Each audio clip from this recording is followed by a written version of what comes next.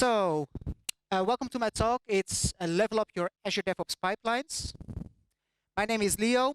I'm a cloud consultant at OGD.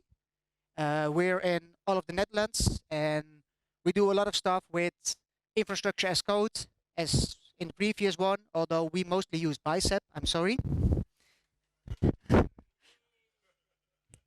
But I personally still prefer ARM, so I know I'm really a heretic here.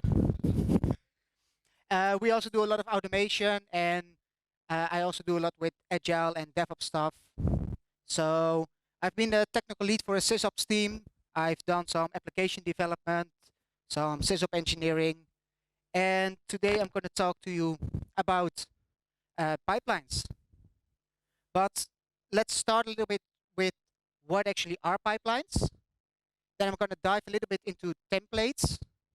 And then I'm going to show you some tips and tricks I've learned over the last few years working with these pipelines. So we're going to look at some automatic retries, approval flows. We're going to look at parallelization, which is a nice word to say in English, and automatic rollback. So, Azure DevOps pipelines, what actually are they? Azure DevOps, if you don't know, it's a platform built by Microsoft where it has a lot of different functionalities. So we have source control in it via Git or via different older servers by Microsoft. There's like boards and agile stuff in it. And there's also pipelines in it. With pipelines, we can utilize compute. So Azure provides us with some compute, with some CPU time to deploy our code or build our code. So we can use this to automate things. I always say that you don't want to use it for like things which are time dependent, so time sensitive, because it will queue. So it will run on what we call agents, and there you can have multiple of them. We will get into this, but an agent will just take a task and then the next task and the next task, and eventually it will churn through all of the things. So if you're using this for, say, automating resetting a password of a user, it might not be the best way to do it because you don't know exactly when it will happen. And if there's a lot in the queue, it could take up to like a half an hour or 45 minutes. And I don't think the user would like it if you say, well, we've reset your password. Can you check back somewhere in an hour if it works now? At least the users I work with don't like this. If yours do, you are very lucky. So we can use this compute to build packages, to deploy stuff, and to perform tasks, as long as we make sure that it's not too time sensitive. The pipeline, it will take files we create. It can take some package, or it will use the compute, and it will eventually create some packages or will interact with other systems. We will get back to this. Inside Azure DevOps, there's two ways of using pipelines. There's build pipelines and release pipelines. When I was talking about this a few years ago, I was like, well, you can take both. Nowadays, use the build pipelines. They even don't call it build pipelines anymore. It's only in the backend where it's still called builds. They now just call it pipelines and releases.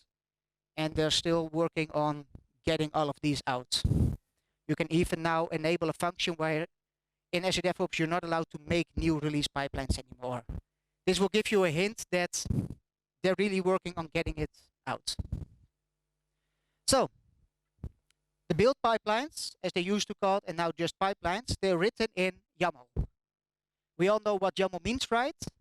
Who does know? Yelling at my laptop, right?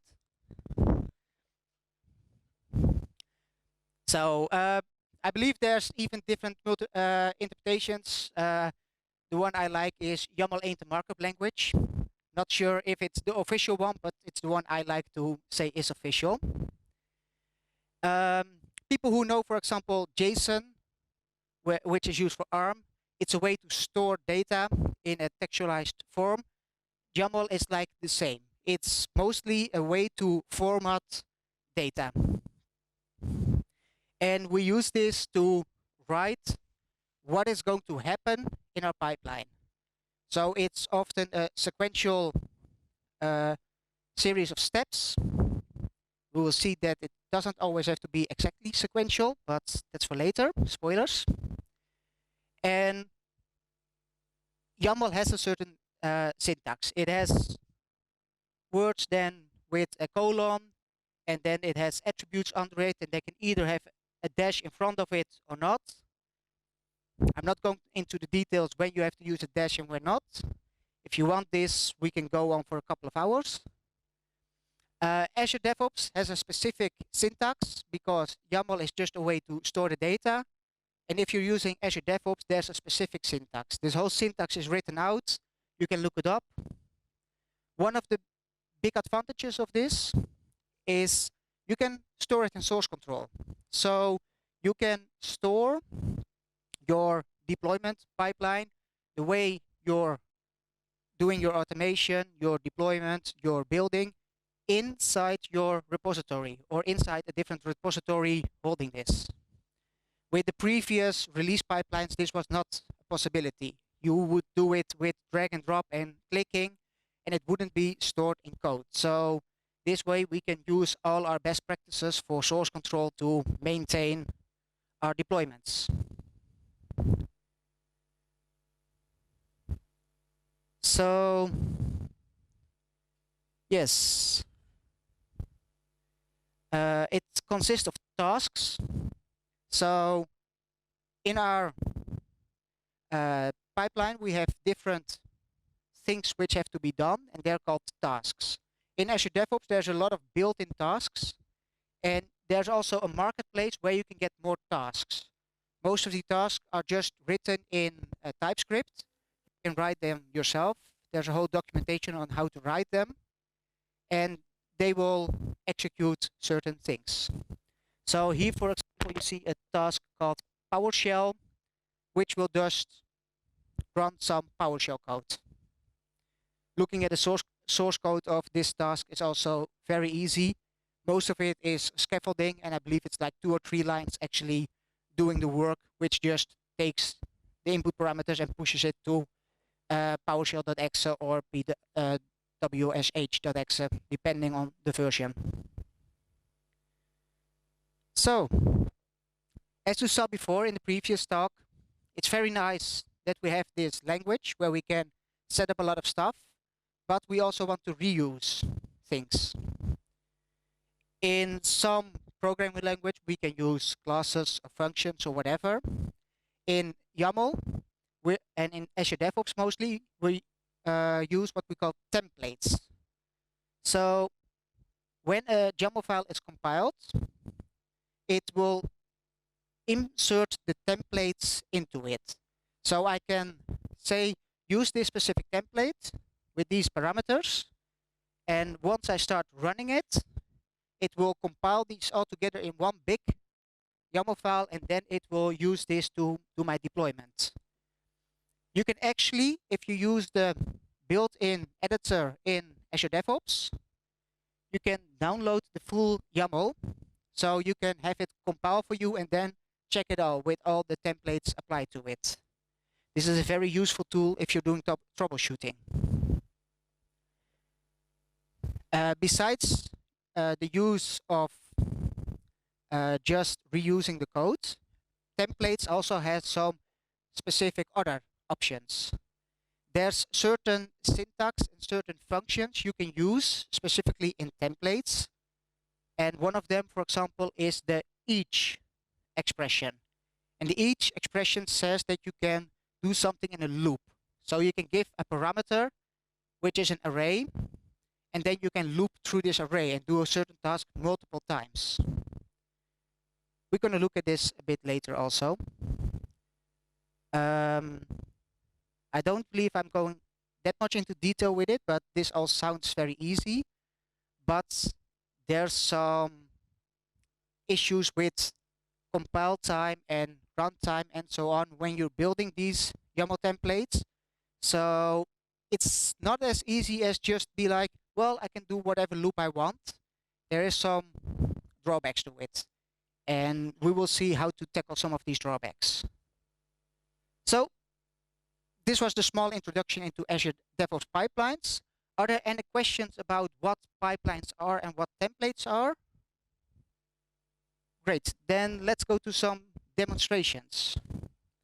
So, say I have a piece of code. I have a deployment or a PowerShell script or whatever. Say I want to do an API call and I'm working with a backend which is a little bit flaky. Sometimes I get my response, sometimes it just times out.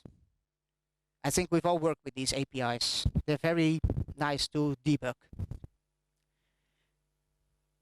In Azure DevOps, there's a task, and every task built in has a command which says retry count on task failure. So you can specify the amount of retries Azure DevOps has to do before it will actually fail the task. So it will try it once, maybe fail, try it again, fail, try it 3 times, but it will keep trying, and only after 10 times it will actually say that this job really failed. Before this, it was just like, okay, it didn't work, it didn't work, it didn't work. Yes, it did work. So I've written a little piece of PowerShell code which stores something on the machine. So every time this increments a little bit, and after 3 or 4 times, it will say it works. So let's show this.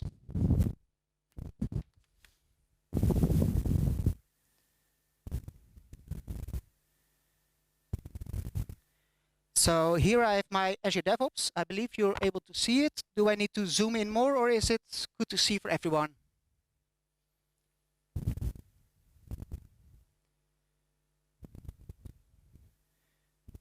So let's go to the repositories first.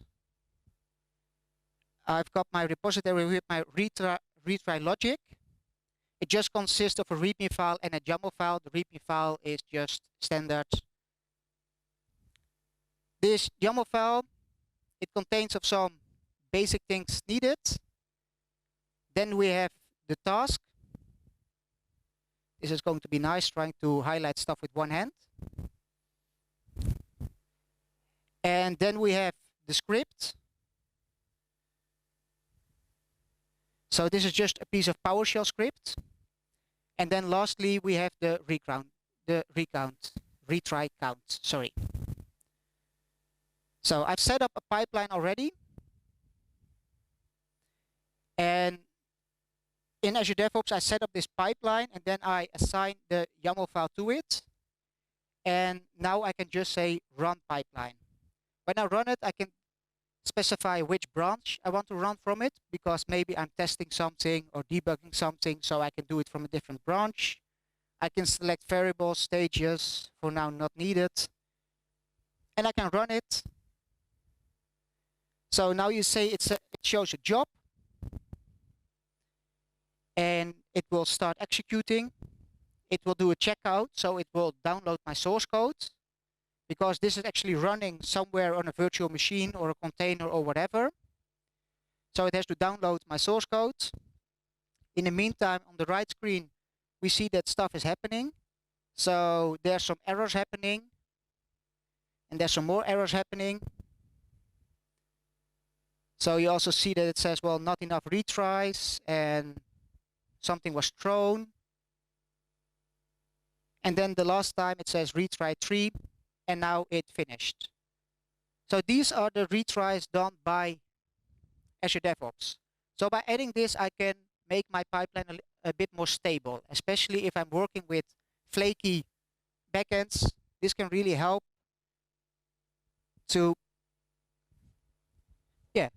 make my pipeline more stable, which means I have to look into it less, because often if my pipeline fails, something went wrong, and as a SRE or whatever I am, I have to look at it, figure out what's happening, and sometimes the answer is, well, yeah, press it again, and now it magically works.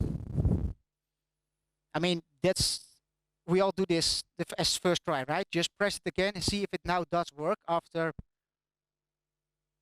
So, approvals.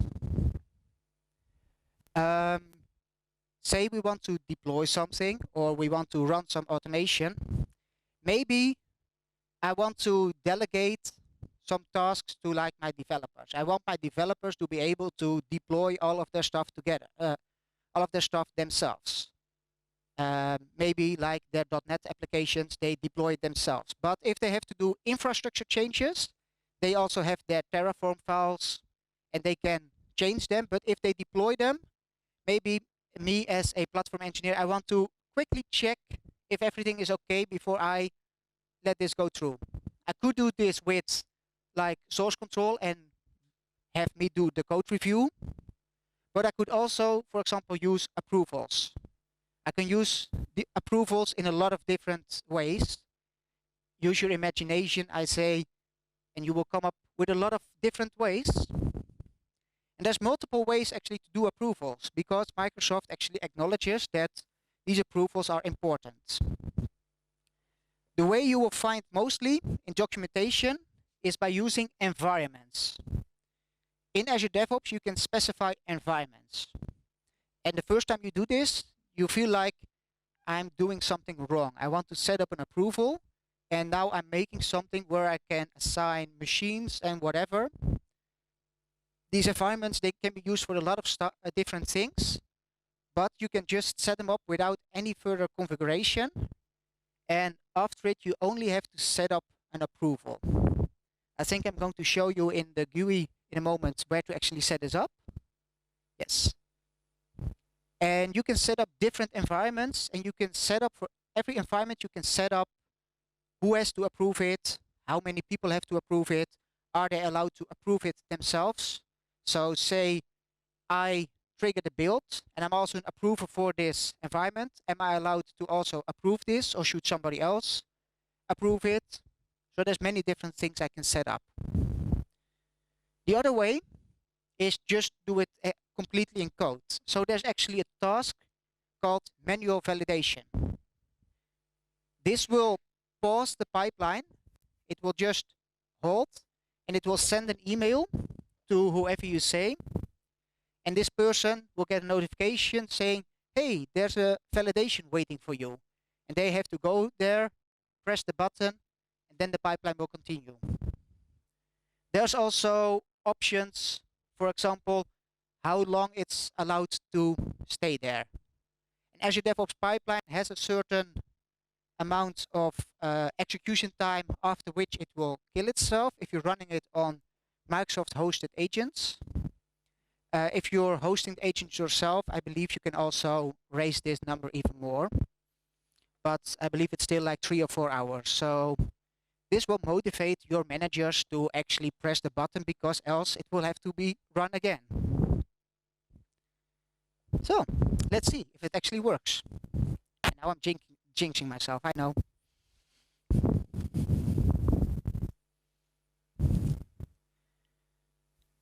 So we go to the repo called approval flows.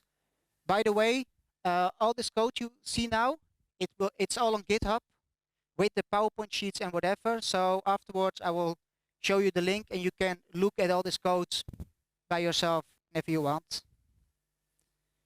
You might need to change some things in it to make it run for you, but it should be self-explanatory. You know what I mean. So in this deployment job has an environment.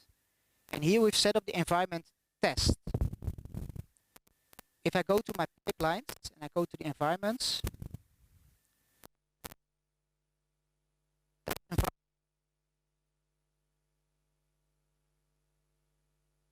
I've got 5 minutes left sign.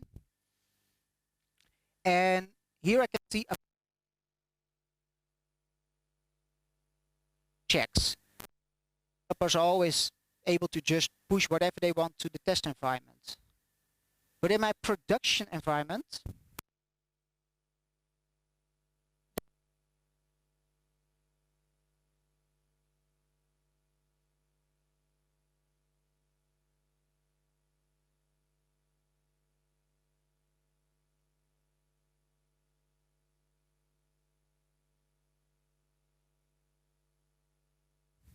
is it will first do something in the test. It will just write a hello world. And then we will have a deployment to the prod environment. So we should need to approve this. And in the meantime, we will also do a deployment with the manual validation step. And after this manual validation step is completed, I have 5 minutes to complete it. Then it will also print the hello world. So I'm going to trigger the approval flows.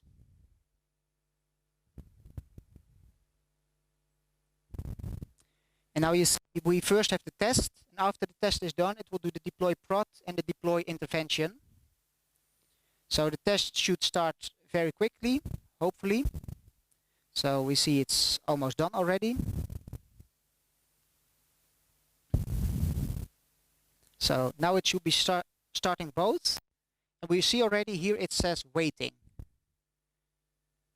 And any minute I should probably get an email. These emails, they are not instant, but they are quite fast. So we see here, I've got one which says an approval is required for the stage deploy prod. And it gives me a link. And this is the other one which says, hey, there's a manual validation pending. And I can click on it and review them. So both links will bring you to this screen. And here I can review them. I can give a comment, so I can write why I approve or reject it.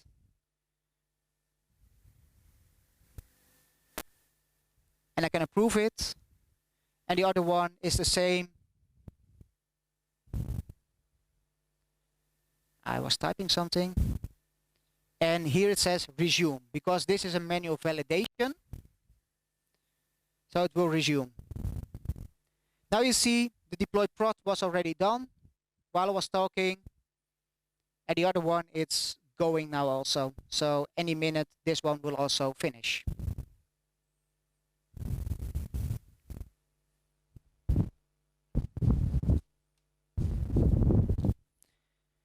Now let's go on to the really fun stuff. Parallelize.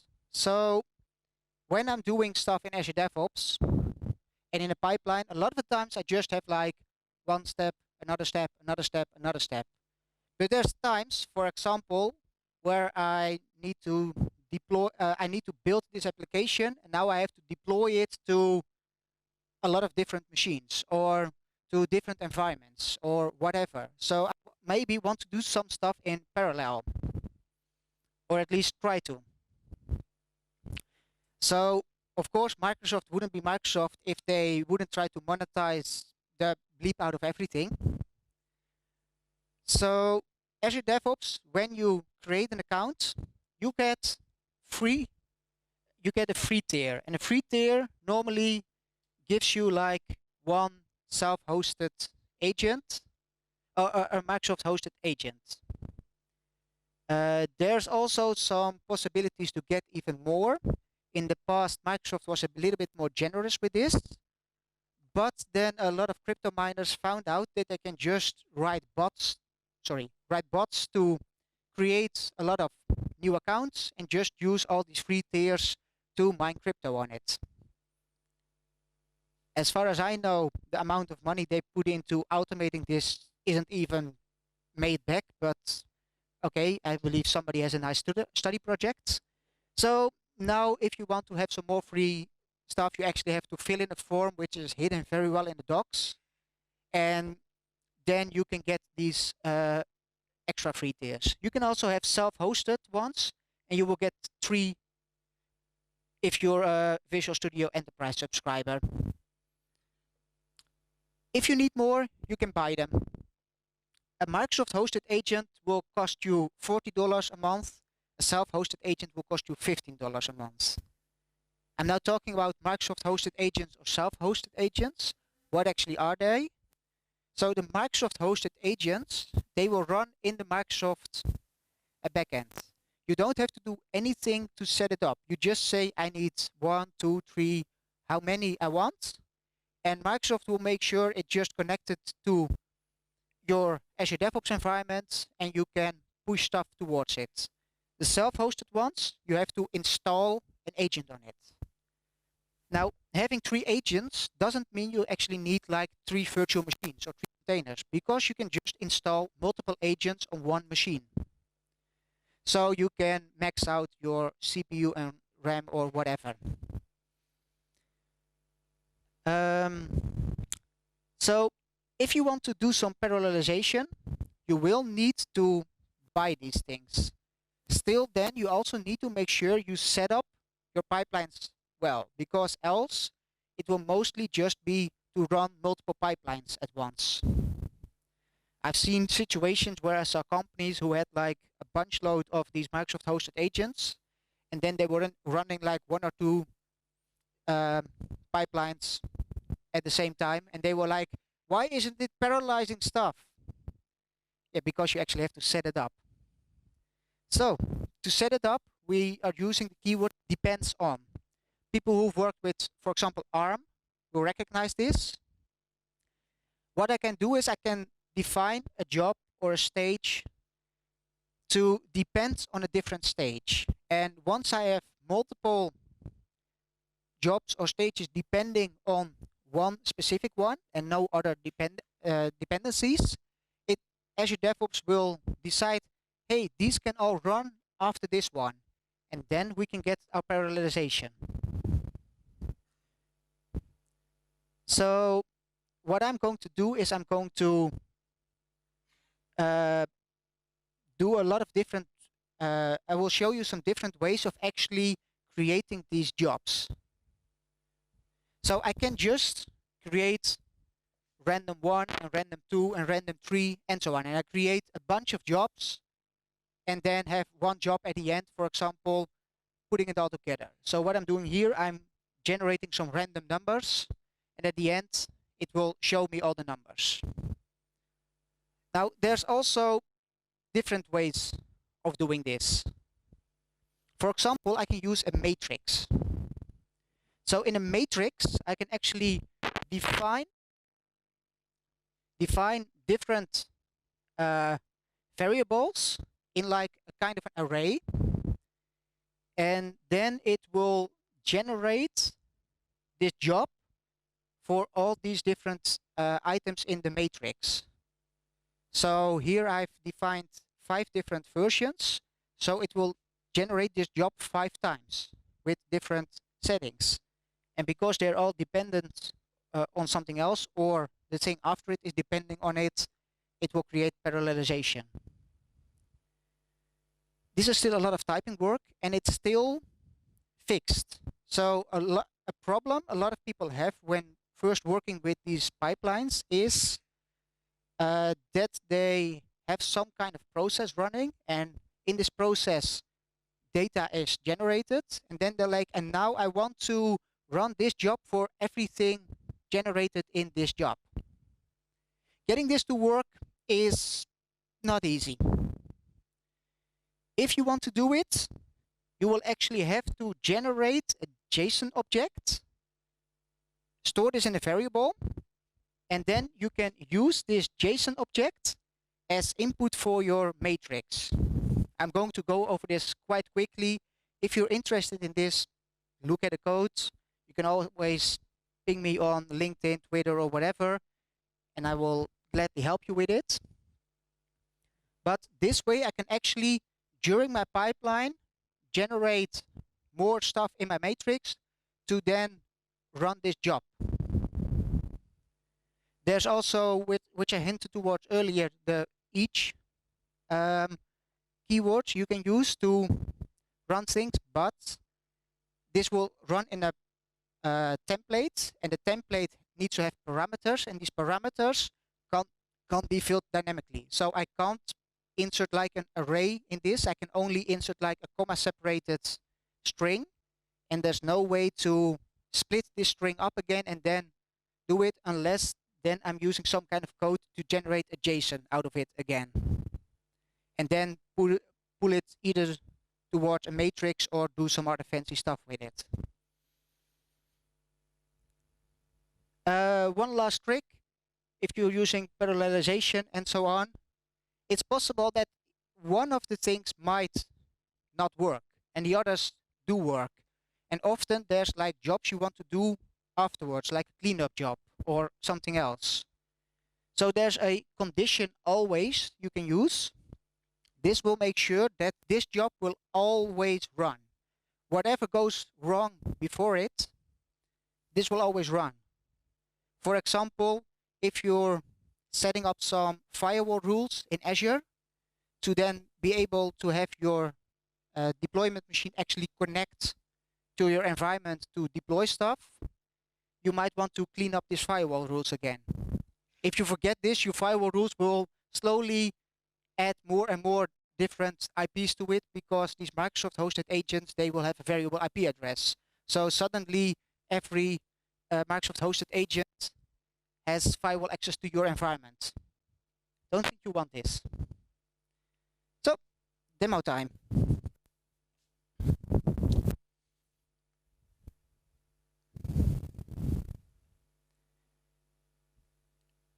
So let's go to the processing one.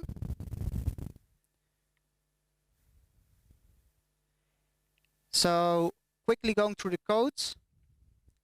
Here we've got a lot of code generating different having different jobs. Then I have a depends on all these jobs. And then I write all the values. Then I have a stage where I do this with a matrix. So I have a matrix generating all these jobs. Then I have a depends on the matrix job. So it will wait until they're all done. And I will print the values. People who've worked with Azure DevOps a bit more, they might notice that I've set up some dependencies here. If I want to get variables from one job to another job, I have to actually define them as a dependency. And when Azure DevOps is doing stuff in a matrix, it will append the value you put in the matrix to the job. So this way I can still call the num1, num2, num3, and so on. So I can call these different ones which have run. And then the last one, it's a bit tricky. What I first do is I create a storage queue. You will see instantly in a moment why I do this. Then I create a JSON containing, in this case, 5 different jobs, but I could up this to 50 or 1 or whatever. Just a variable amount. Then I put this in the matrix. So I say, well, you're going to run this job X number of times. I create some random value, and what I do is I store this in a storage queue. So I create a storage queue. I'm going to try to rush this. I'm going to create a storage queue, and I store all the values in the storage queue. So then when I have to print it, I can get everything from the storage queue again, because I don't know how many of them there are. So this way I can use Azure, and then I do this stuff. So because of the time, I'm going to run this. And then first show you the rest. And then when I do the last demo, we look at the results and the last one. So maybe I go over time 5 minutes. I hope I will manage. But the last one is, in my opinion, one of the most interesting ones. Automatic rollback. Let me first say there's many different ways of doing this. This is just one way of doing it, which for a situation where I was in worked and was, I think, the best option to choose. But there's many different ways of doing it. In Azure DevOps, there's something called a deployment job. Deployment jobs, they're special. They contain different stages. They contain a pre-deploy, a deploy, a route traffic, a post-route traffic, and so on. In this way, you can deploy some infrastructure and have it in different stages. Some stages will also automatically retrieve artifacts and so on. What's interesting for our situation is that there's also an on stage and you have an on success or on failure. So you can actually have something happen if it either fails or succeeds. So what I'm going to do in this script is on success, I'm actually going to store the commit ID of my branch into a variable which is stored in the key vault. So from wherever I will retrieve it, it will always be there. It doesn't go away. And if it fails, I'm going to rerun my pipeline, but this time I'm going to run it with the commit of the commit ID from my last known good configuration. So this way I can create a pipeline deploying, for example, an ARM template, a Byte template, a Terraform template, whatever. And I deploy it to an environment. And if for some reason it fails, for example, a certificate was wrong or something was missed in code review, it will fail and it will automatically start a new pipeline with the previous version, which we actually knew was still working. And then it will run this one. So if you want to trigger this, you can either do it by API or just download a nice task from the marketplace. This is the last demo. After this, we're done. Let's quickly look at the parallelization. So here you see the numbers generated with just a normal job. Then we had it in a matrix, where it will also just have created different ones. And then with the one,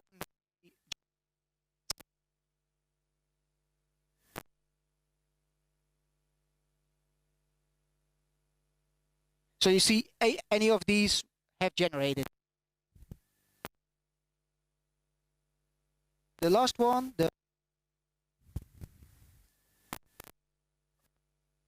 a resource template. Sorry?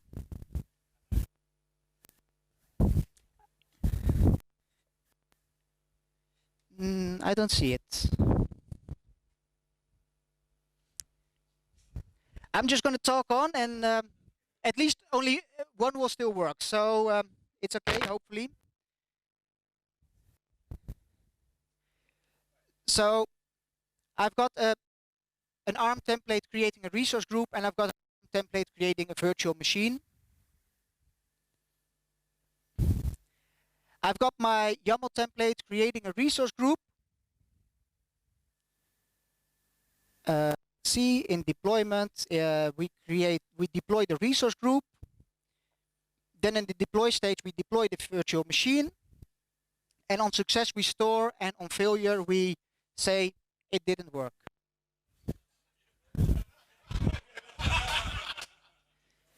So 50 seconds left. Let's.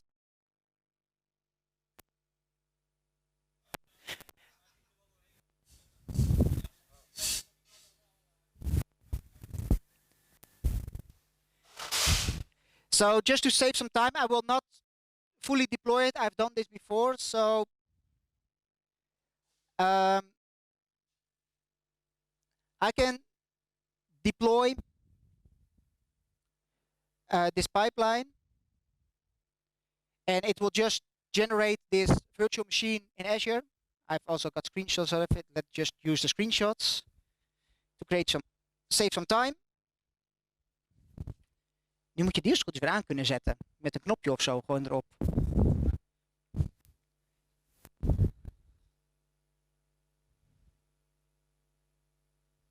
En dan zou je in ieder geval nu de aanknop gewoon moeten kunnen vinden. Kijk. Ergens aan de onderkant in het midden.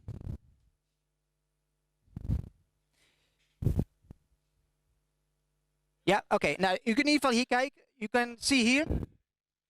Okay, so the first run, it will deploy everything successfully and it will store it. So we have to deploy resource group and deploy the virtual machine, and on success in Azure, it will create a resource group. it will show that there's a virtual machine in it. Then I can change my parameter file. So I feel like the virtual machine size has way too less assets in it. So let's give it a bit more assets. That's for super speed, right? I deploy it again. It shows the deploy failed because there was something wrong in my template. It will create a new one. So here we have the failed one, and automatically the new one is created. And that one did work. So that's the last one. A friend of mine asked me to quickly shout out that the Kubernetes community days in Amsterdam are almost sold out. If you still want your ticket, scan the QR code. You can even get 20% discount. And that was my talk. You can find me on Twitter, on LinkedIn, on most stuff, and on GitHub or the SysOps. There's a level up your pipelines repository with everything in it. I will also send the link to the organizers, and they can maybe post it somewhere.